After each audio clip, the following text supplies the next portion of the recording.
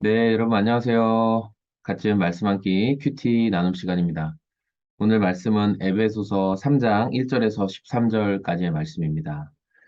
오늘 말씀에서는 사도 바울이 내가 하나님의 이 구원의 경륜, 하나님의 구원하시는 계획들을 어떻게 이방인들에게 전하게 되었는지, 어떻게 내가 이 놀라운 비밀의 계시를 알게 되었는지에 대한 내용을 말하고 있습니다.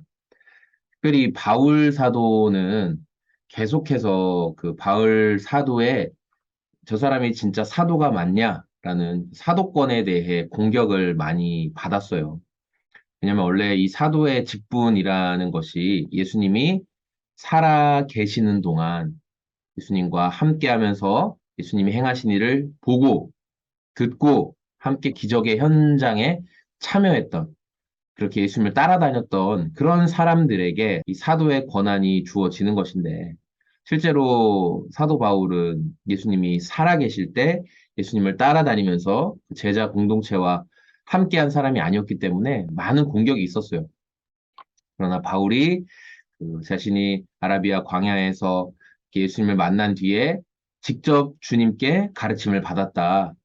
내가 체험한 기적들이 영적인 신비한 일들이 지극히 많지만 뭐 바울은 하늘의 그 3층 천, 세 번째 하늘까지 그러니까 주님 계신 곳까지 갔다 왔다라는 그런 기록이 있잖아요. 그러나 그것들을 저희가 자랑하지 않을 것이다 말하잖아요. 그러니까 바울은 자신의 사도권에 대해서 편지 쓸 때마다 하나님께서 나를 직접 사도로 부르셨다. 사람이 인준해 주거나 사람이 택한 것이 아니다. 이제 이런 고백들을 많이 합니다. 그러면서 자신이 깨닫게 된 이 비밀에 대해서 사도 바울이 이야기를 해요. 그럼 이 비밀이 뭘까? 여러분, 이 비밀이 뭘까요? 이 비밀은 5절에 나온 것처럼 지금은 그분의 거룩한 사도들과 예언자들에게 성령으로 계시해 주신 것인데 6절에 그 비밀의 내용은 이방 사람들이 복음을 통하여 그리스도 예수 안에서 유대 사람들과 공동 상속자가 되고 함께 한 몸이 되고 약속을 함께 가지는 자가 되는 것입니다. 그러니까 이 비밀이 어떤 것이었냐면 원래 율법을 받았다, 하나님께 선택을 받았다라고 말한 유대인들은 이방인들과 함께 섞이거나 어울리는 것을 원하지 않았죠. 인정하지 않았어요. 그런데 하나님이 복음을 통해서 이제 유대인과 이방인들을 하나 되게 하셨다. 예수님 안에서 공동 상속자, 하나님의 나라를 상속할 수 있는 공동 상속자가 되게 하셨다. 그래서 이 놀라운 비밀, 이 굉장한 비밀이라는 거예요. 이 놀라운 비밀은 하나님께서 언제부터 구절에 보면 만물을 창조하신 하나님 안에 영원 전부터 감추어져 있었던 비밀이다. 하나님은 놀라운 비밀을 이방인과 유대인을 하나 되게 하시려는 하나님의 계획은 창세 전부터 계획된 것이고 이것을 이제 누구를 통해 말씀하시냐면 바로 교회를 통해 하나님께서는 교회를 통해서 이것들을 알려주신다, 드러내신다라고 성경은 말씀하고 있습니다. 그래서 우리가 그 교회 안에서의 듣는 것, 이 가르침들, 하나님의 말씀을 선포하고 풀어주는 것들은 어떤 의미를 담고 있냐면 하나님이 영원 전부터 예비하신 하나님의 구원의 계획을 알려주는 거예요. 그래서 우리가 교회에서 이 말씀들을 듣는 것이죠. 또 8절에도 한 가지 우리가 더 살펴봤으면 좋겠는 게 하나님께서 모든 성도 가운데 지극히 작은 자보다 더 작은 나에게 이 은혜를 주셨다. 그리스도의 헤아릴 수 없는 부요함을 이방 사람에게 전하게 하셨다.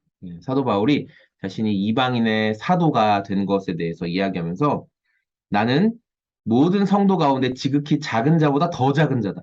더 낮추죠. 자신을 더 낮추고 그런 나에게 하나님이 이런 은혜를 주셨다라고 고백을 하고 있어요.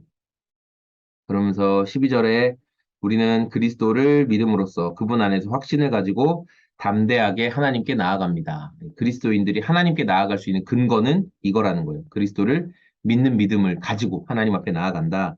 그러므로 여러분을 위하여 당하는 나의 환난을 보고서 바울이 겪는 환난 때문에 여러분 낙심하는 일이 없기를 바랍니다. 내가 당하는 환난은 여러분에게는 영광이 됩니다. 바울은 자신이 고난을 당하는 것이 오히려 너희들의 영광이다라고 말하면서 하나님의 일을 하면서 고난당하는 자신을 통해 성도들이 막 괴로워하고, 아니, 왜 고난을 당해?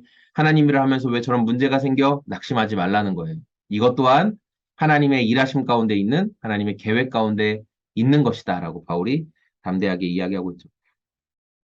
저는 오늘 말씀 묵상하면서 이 길밖에 없다. 바울이 하나님께 쓰임 받았던 길, 또 성경 속의 수많은 사도들이 하나님께 쓰임 받았던 길은 이 길밖에 없다는 참된 고백을 하게 되었을 때 이렇게 쓰임 받게 되는구나라는 거 알았어요. 바울이 사울이란 이름으로 불려질 때 그때는 그 율법적인 열심과 자기가 가말리알이라는 사람의 문화에서 배웠던 탁월한 그 종교적인 지식과 열정을 가진 사람으로서 바울이 얼마나 그리스도인들을 많이 핍박했어요. 자기 힘이 있을 때. 또 성경 속에 등장하는 뭐 모세의 이야기도 그렇고 자기가 혈기가 있을 때, 내가 힘이 있을 때, 내가 뭔가 할 수 있을 거라고 생각할 때는 하나님께 붙들려 하나님의 영광을 위해 쓰임 받는 모습이 아니었죠. 그러니까 그 전체적인 삶을 통해서는 결국 하나님의 영광을 드러내시지만 그 당시에는 핍박자의 역할, 사람들을 괴롭히는 역할, 그런 것들을 하죠. 스스로도 괴롭고.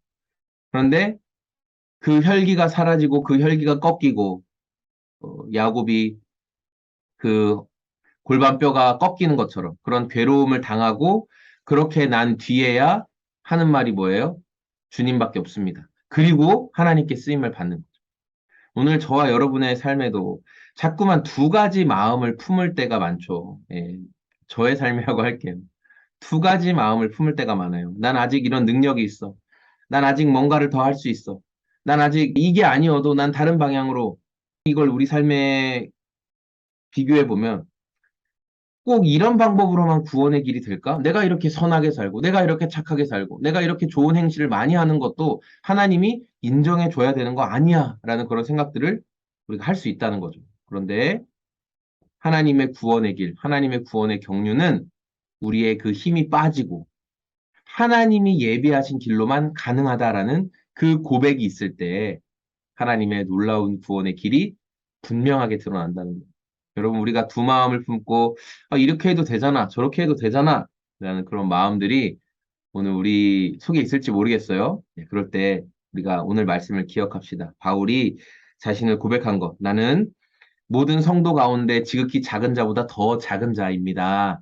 나를 철저하게 낮추고 비워내는 지경까지 이르렀을 때 하나님의 영광을 드러내는 도구로 쓰임 받는다라는 것을 기억하면서 오늘 저와 여러분들이 그렇게 하나님, 주님이 예비하신 길밖에 없습니다. 제가 계획한 길이 아니라 주님이 예비하신 길이 영광의 길, 구원의 길입니다.